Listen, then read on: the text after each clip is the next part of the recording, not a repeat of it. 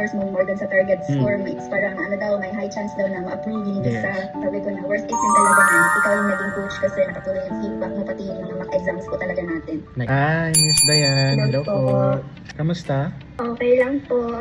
Kamusta ma'am yung Davao na testing center? No? Kamusta naman dun po? Okay naman yung facility ma'am? Yes po sir, malinis naman, okay naman. Tsaka approachable naman yung si ma'am. Para saan niya po itong inyong PTE for student visa po ito, no?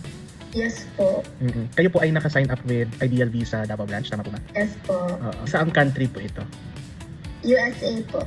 Sa repeat sentence po parang may nadagdagan ako na words doon para lang hindi ako ewan ko, may ano ba yun sir, deduction ba yun if ganun? Kung saan siya magkakaroon ng deduction sa correct order kasi di ba dapat sunod-sunod yung word.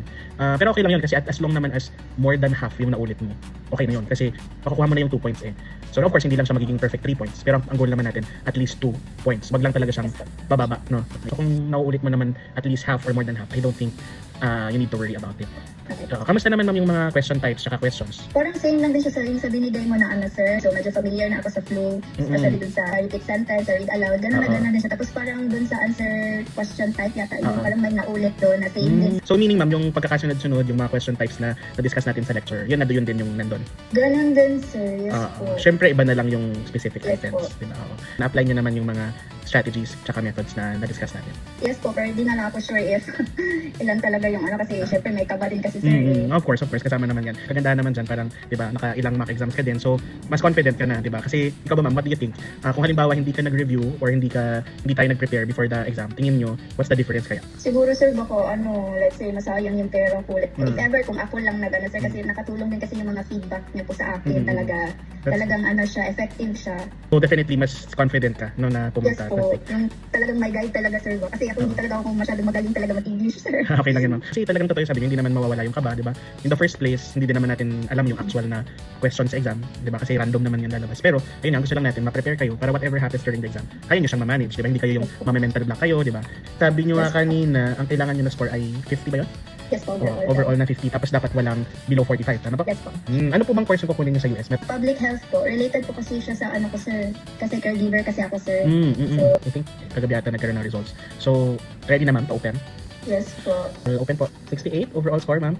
And Okay then, listening 73, very high, above the target score. Speaking 74, mataas din. Writing 65. Congrats, Miss Dayan. Thank you Nakuha sir. natin first take, galing. Saka mataas yung scores mo nga. I mean, tingnan nyo, above naman siya sa 50. Maganda ang ating scores, more than pa sa kailangan nyo. So, again, ma'am, congratulations sa naging results.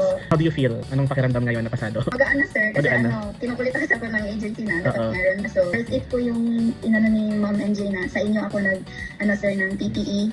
Thank you po. Yes, It's po. good to hear that. That's good. I'm really happy to hear that, Miss. Tsaka siya, maganda siya, ma'am, ilagay nyo din siya sa resume niyo, no? Diba sa resume natin, naglalagay tayo ng parang language, diba? Tapos English. So, pag nilagay mo parang language, English, under English, pwede mo ilagay doon PTE, academic score. Tapos ilagay mo doon yung score mo. Kasi maganda din siyang credential na mataas yung score mo. So, when you apply to the school, tapos later on din, kapag nag-a-apply ka na for, let's say, CPT or OPT mo doon sa US, or even kapag mag-a-apply ka na ng trabaho, di ba, pagkatapos mo mag-aral. So, maganda siyang background sa resume, no? So, again, ma'am, congratulations. I'm very proud of you na nakuha natin siya in one take. Yun naman yung goal natin para syempre hindi sayang yung investment, di ba? Tsaka yun nga, maka-proceed ka na as soon as possible sa application mo. So ako ma'am, I'm very thankful din sa'yo kasi sinunod mo yung instructions ko, di ba? Kasi ano naman siya, di ba? Pareho dapat tayo, tulungan tayo. If hindi ka gagawa ng effort on your end, baliwala lahat ng dinidiscuss ko. So yun, I'm very thankful na very cooperative ka, and because of that, yun, ito yung result. Again ma'am, congratulations. Thank you po. Thank you po sir.